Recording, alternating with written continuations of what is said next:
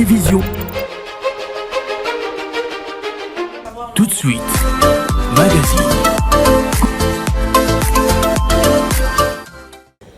Tofandisa bolingo na mitema ya baimboka Congo na bisika nyonso ezwami bino ya solo topesi matondo na kolo na pema oyo tolobaka bongo kolo Yesu kolo ya milimo nyonso yende asali ete tokuta na lisusu na baimboka bana ya République démocratique du Congo na oya bino penza bosepela koyoka mongongo ya journabilité de la presse congolaise Jonathan Bango tango nyonso tolobaka mwana Congo soki oyoki mbonda mbonde beti na suka mboka boye baete basangoye na nzela ya live news magazine ya basango ya bana ekolo Congo na nzela ya chaîne moko oyo tolobi chaîne ya vitesse oyo pesaka basango 24h/24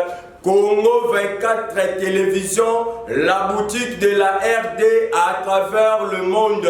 Yasolo penza liboso ete to fungola kasa na biso ya basango ya mokolo ya lelo nasengi na Yannick Mbaki apesa biso elema oyo abongisaki pona kosepelisa mitema ya balandi nyonso bazali kolanda biso na Congo 24 télévision. Ont abandonné tout, là où nos familles ont abandonné tout. Mais comme vous pouvez le constater, Rutshuru c'est un territoire tellement béni. Et pour ça, le Congo restera un et indivisible. Nous allons nous battre pour Rutshuru, nous allons prier pour Rutshuru, nous ferons tout pour Rutshuru. Nous sommes derrière les FRDC, le Congo est toujours le Congo, la patrie ou la mort.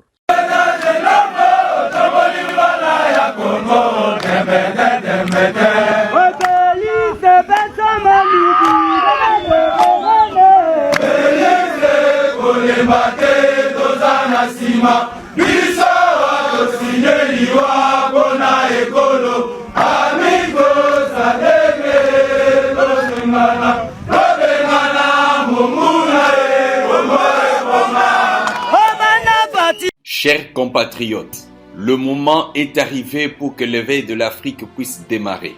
C'est tout à fait normal que cela puisse commencer par le vent de changement qui souffle sur notre pays, le Congo, à travers les attaques étrangères. Ceux qui ont cru depuis longtemps que le Congolais était seulement chanteur et danseur sont malheureusement en train de se rendre compte que Dieu vient de donner au peuple congolais un nouveau cœur et un nouvel esprit du patriotisme pour réveiller toute l'Afrique. Ce n'est pas par hasard que ces événements se déroulent à la veille de la fête de l'indépendance. C'est juste parce que nous devons nous battre pour une nouvelle indépendance.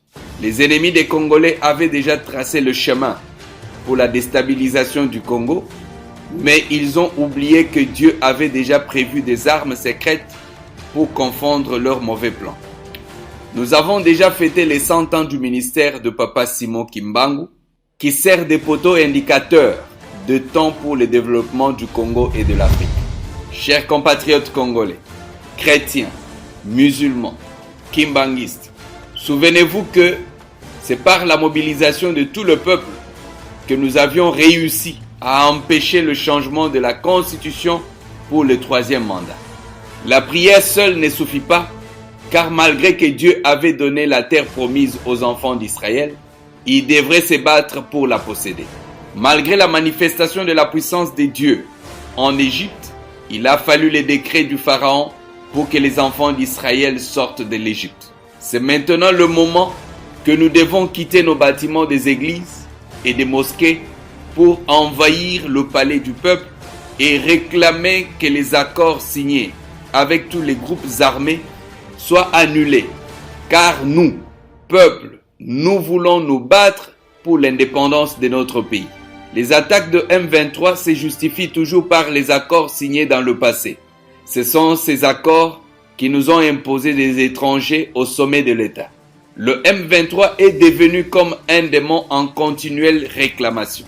c'est le moment de mettre de côté nos divergences politiques et religieuses pour terminer une fois pour toutes cette question des accords secrets, peu importe le temps que cela pourra prendre. Tous derrière le président de la République, nous devons nous lever, augmenter notre niveau de vigilance, surtout le mois de juillet dans la ville-province de Kinshasa. Les apôtres et les prophètes sont des sentinelles. Nous devons jouer notre rôle. Chers compatriotes congolais, cette mobilisation pourra nous permettre de nous débarrasser de tous les députés et militaires infiltrés. Jeunes artistes, levez-vous. Pasteurs, levez-vous. Sortons à la place publique pour montrer au monde entier que les Congolais sont unis pour la paix et l'éveil de l'Afrique. Tout dirigeant africain qui soutient la déstabilisation de la RDC est un ennemi de l'éveil et du développement de l'Afrique. Le peuple africain doit maudire un tel dirigeant. Notre patriotisme doit s'éprouver par la détermination. Cet appel à la mobilisation pour la paix en RDC est une affaire de tout le peuple africain soucieux de vivre au plus vite l'éveil de l'Afrique.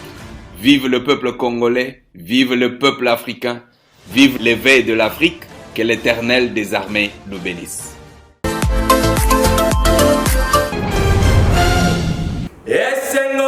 Meseno na mitema ya baimboka ya République démocratique du Congo simbote na le grand caméraman Arnold Malonda oyo penza asimbi bilili ya live news mag topesi mbote na état de siège oyo penza asimbi musique congolaise mbote na baimboka nyonso bozolanda biso vice-ministre ya budget Papa Élisée Bokumwana place aux Ali Bambote ya Ebele Mbote na Ange Kanunga CB ministère ya budget esika ozali Bambote ya Ebele topesi bino nyonso bosepeli kolanda biso na mokolo ya lelo tokofungola kasa na biso ya basango ya lelo na mobange na événement tope kolela ya bana mboka oyo bavandi bongo zinga ya kalamu oyo ezwami bongo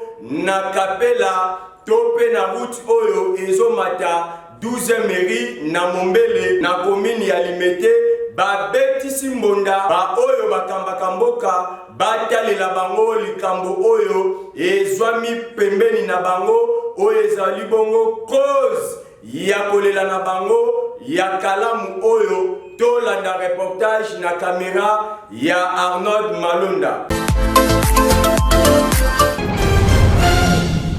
Papa na pesi non merci par journaliste.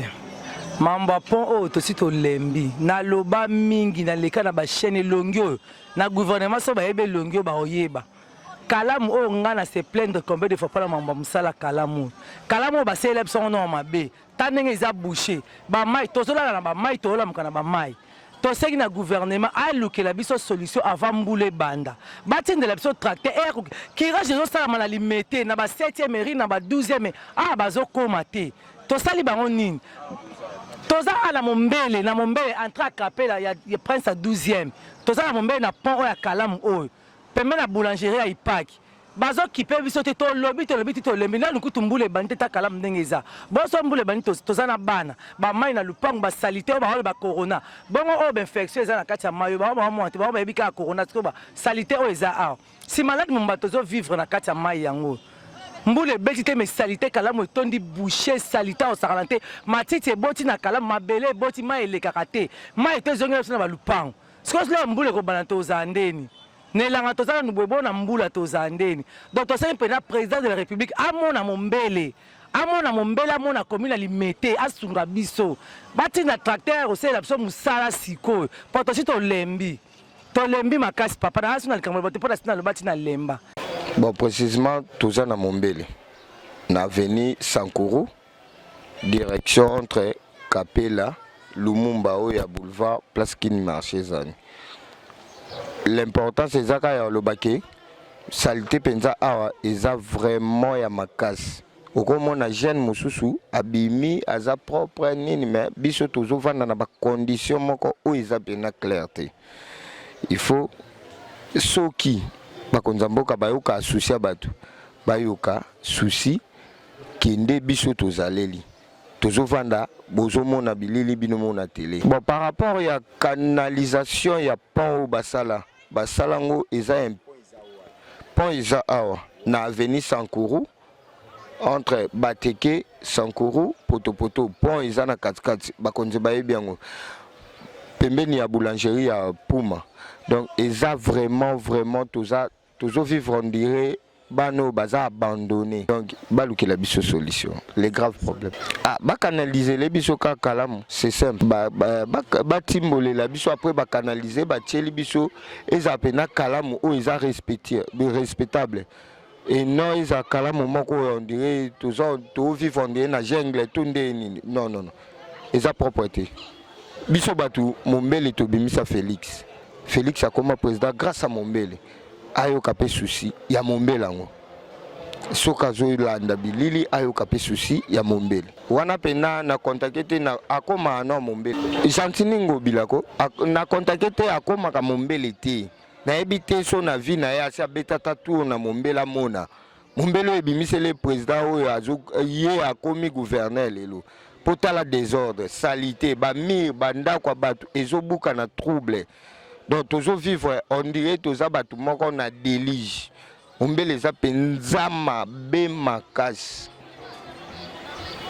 tolobi tolembi ekomi ata difo boyaka tolobaka bakonzi tozovote bino badepute ntango bokozwa wana bokomika oyo baza nsima ya bino bana bamameleki bana bamakutu me bakonzi baza mpona mokili mobimba mpona population botala nde tozozinda awa ntango kaka mbula ebandi betozindikaka maanene mna oloba papa boya kosunga biso badepute bakotano na Sankourou ntina likolo kuna ntina limete kozinda ezali awa ya ndenge ya jete awa bokovote bino tovote bino ta bokoma awa tozana elanga me tozozinda mpo mbula ezali te ta mbula ekoya awa tobimaka te toma bata biloko ebebaka mingi bamaya kalamu bobongisa so na okalamu ekotela biso ntina ndako awa eza toza pembeni ya liville toana kuna ya sete boni boyokisa batu soni so tovote bino ale botiakala baza na nsima mokongo na bino boyeba population te awa toza na Sankourou toana Mombele na Sankourou na Mombele maya ezinda ati na université banda ti ekoma ati na limete kuna soni eleki.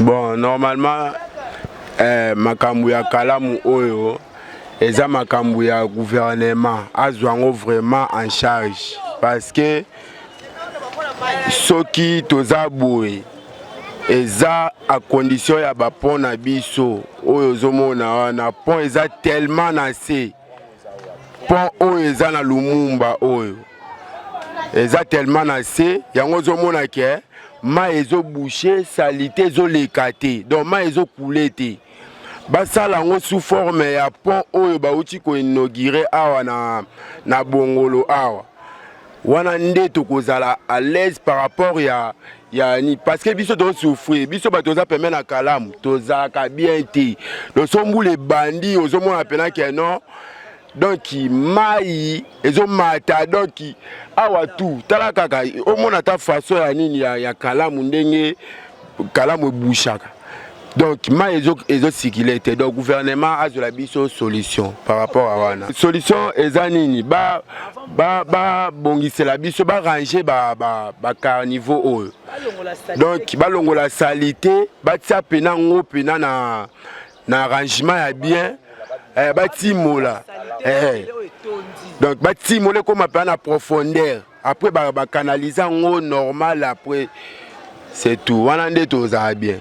On est laissé à notre piste sort. Vous voyez même la parcelle là, comment est-ce qu'elle est devenue. Il y a un cours d'eau ici qui passe devant ma parcelle. C'est depuis l'époque coloniale que ce cours d'eau existait. Avant même l'époque coloniale, la brousse était là à Mombele. Il n'y avait pas de lotissement, on n'avait pas loti Mombele.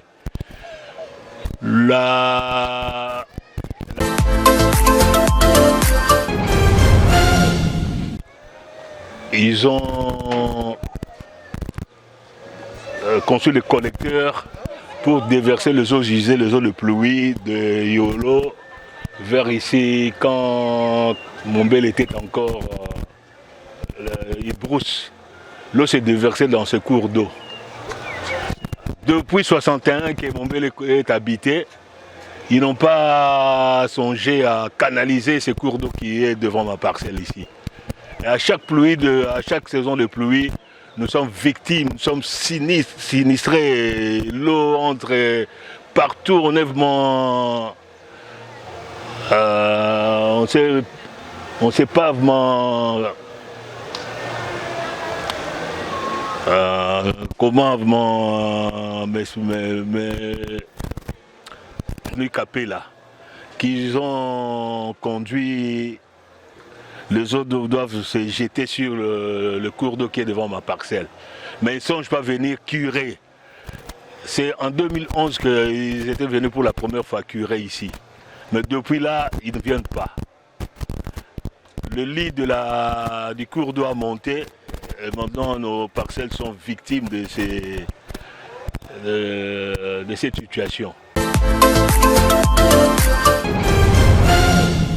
Tolobi tokolemba kolobate ezosala pasi condition de vie ya baimboka oyo bafandi na commune ya Ngalema, précisément na quartier Kaluka, quartier 6, bazali penza na ba condition oyo ezobetisa mbunda ya mabe ya nkele oyo ezosenga penza intervention ya bakambi ya ekolo batalela bango solution pona likambo ya érosion munene oyo penza ekomi kolia bandako kalate balobi Kaluka ezolimwa na carte géographique ya Ngalema. Reportage.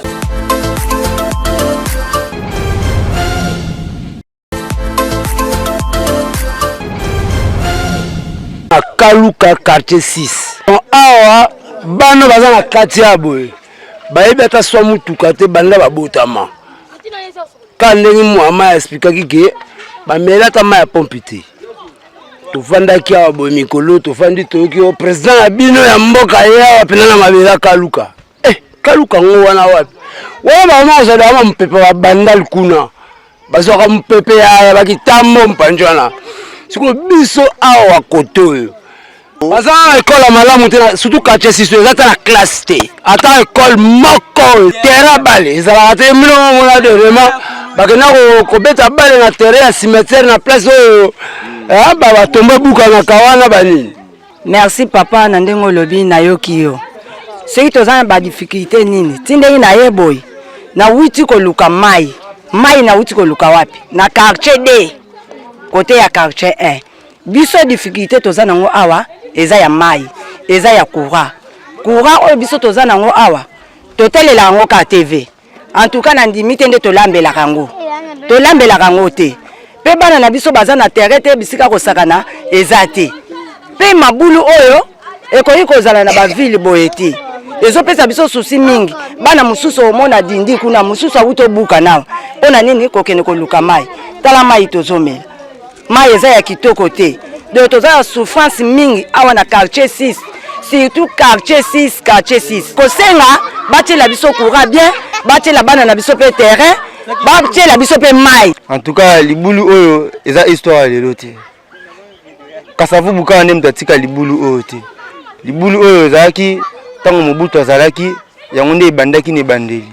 Soki ke l'état pena tsaka maboko na quartier oyo libulu ko koma na niveau oyo te ke lelo to koma boy po eza quartier mobe oyo zaki avenue. Eza avenue comme non avenue soda.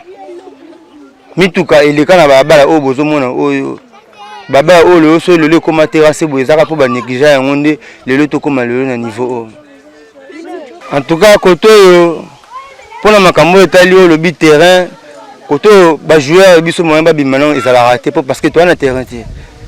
L'état côté tinenge bateki mabele bateki mabele na bango terrain ezala raté. Tous appels l'hôpital à mon été que côté ko rendre biso service école pe à mon côté ko sungata biso ezala raté. Merci monsieur le journaliste bana ba répondre to ba répondre kana ba cours mais ba difficulté oyo nde toza nango vis-à-vis vraiment na tel que na quartier 6 parce que oyo bozo mona boye eza quartier 6 ya Ngalema na quartier oyo donc toza na ba difficulté concernant vraiment betide ya bana bana baza na difficulté makasi. Difficulté makasi donc l'état aza na part na ye akokaki kosunga biso lokola bozomona boye et toza na seule école oyo eza awa vraiment tolingi part ya l'état ye moko l'état azwa part quand luka na quartier 6 donc na avenue Kingabwa. Difficulté ezali concernant surtout ba bâtiment ndenge bozomona boye et bana baza posa ya kotanga tala ba bâtiment est-ce que l'état kozwa part na ye na ko tongela ba bâtiment wana pe eza ya na part ya l'état ban concernant les sous maintenant même ba livre ba travaux ya construction toujours na système ya zéro trou oyo bongo ezali mobange na projet ya chef de l'état Félix Tshisekedi Tshilombo ezobetama na système ya mbonda oyo penza bana mboka oyo bafandi na commune ya Kitambo bapesi longonya babwaki maputa likolo pona komona lolenge oyo aveni Bangala ezalaki lelo oyo elati bongo elamba ya sika esengo etondi na baimboka oyo bafandi na commune ya Kitambo tolanda reportage.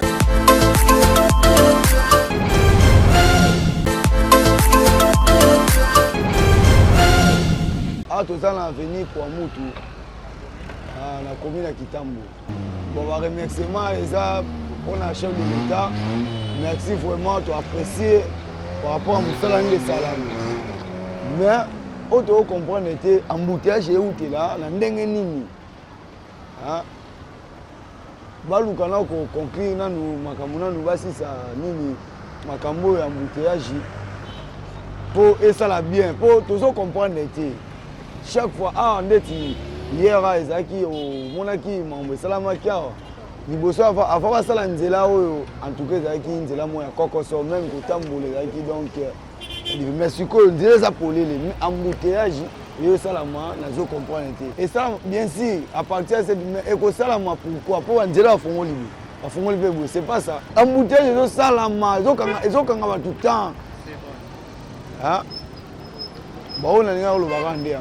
réaction na biso vraiment eza kitoko makasi avenir vraiment 10 sur 10 côté on a vraiment commentaire eza ya kitoko makasi ezalaki mabele vraiment ezalaki avenir mabele eloko te carrément pour problème eza te papa mbula ebeta toza kitoko mosala kitoko makasi mosala kitoko vraiment tofélicité vraiment président ya biso mosala kitoko tosepeli vraiment mosala eke kitoko makasi toumeli te mosala vraiment nde tomona baplace mosusu misala etrainaka vraiment misala etraine te mosala eke kitoko makasi 10 sur 10 vraiment wana faci beton.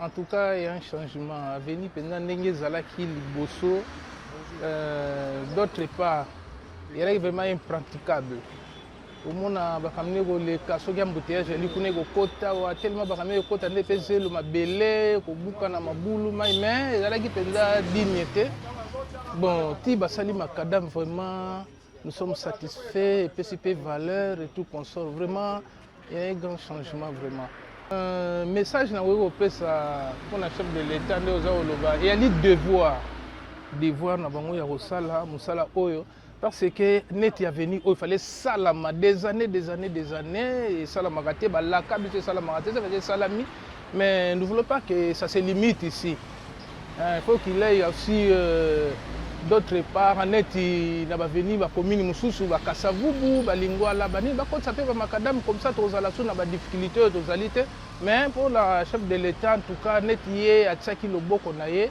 na ordonnance oyo esalama bandakala en tout cas tosepeli tobeteli mina maboko félicitations na place wana mais tolingi continuité ezala même si na Kitambo kaka il y a d'autres avenues aussi il y a liba principal mais lino municipalité alors souhait na biso mina tozo senga penza ezala penza ya libela boye ezala susu te ke ba kosala makadam parce que ba voter mutu moko pona nini mais ce que nous voulons bravo la chef de l'état alors continuité ezala.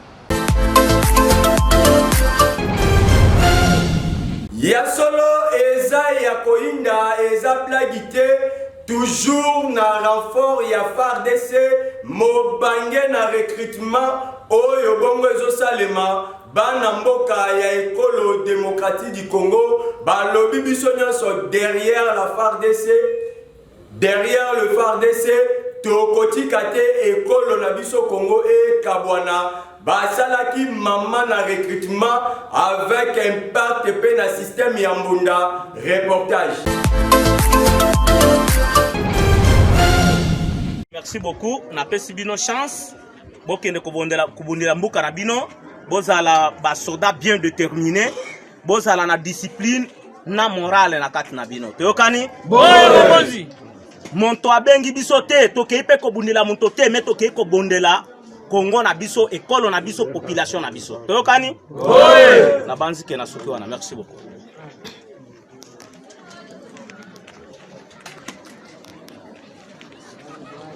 Bana boga. Yeah. Bana boga. Yeah. Bana boga. Yeah. Ora lesa wapi? Nikolo tina runyonyi. Tina runyonyi. Tina runyonyi.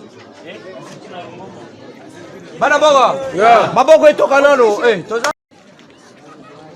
Bana boga. Yeah. Bana boga. Yeah. Bana boga. Yeah. Ora lesa wapi? Nikolo tina runyonyi. Tina runyonyi. Tina runyonyi.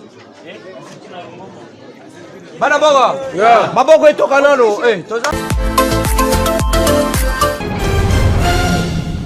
ezosala basi na bana mboka pamba te système oyo ebimi ya mbongo na se ava omata opesi mbongo na se ezopesa basi na bana mboka mingi balobi ete ba recevoir ba matisi transport na ndenge na bango azo respecter lisusu te prix oyo gouvernement atia yango ekomi ava omata mbongo na se ezopesa basi embouteillage toloba côté oyo tracasserie bana mboka baleli ba misusu balobi tobeta kaka makolo pamba te likambo ya transport ezopesa pasi baleli babeti bonda na bakonzi ya mboka ya ekolo Congo surtout na gouvernement provincial batalela bango likambo oyo etali transport pamba te oyo ezosalema na ville province ya Kinshasa na bare ya bise eza lisusu normalité pamba te moto na moto akomi kosala na ndenge na ye alingi moto na moto to pe receveur na chauffeur bakomi kotia prix na ndenge bango balobi tokoloba tokolemba te pamba te ezali mbonda ya population oyo babetiseli bakonzi ya mboka basengi makasi ete babimisa pe prix ya sika ya transport pona makambo oyo ba receveur bazosala emeka bongo kosila ezalaki somo mbonda ya makasi oyo population elelisi pona bakonzi ya ekolo Congo mingi bakonzi ya province ville ya Kinshasa ezande somo mbonda ebeti bakonzi babina oyo bandaka malamu esukaka malamu mbote na Geti Samba toujours na Congo 24 télévision tobosani te bongo Crayoni Kokwale penza bambote bele place ozali mbote na le grand designer Daniel Kuputa bambote bele place ozali tobosani te bino nyonso bopona penza live news magazine ya basango yango tolobi esika mbonda ebetaka kuna bakwei babukani balimwe Congo 24 télévision. Tout de suite, magazine.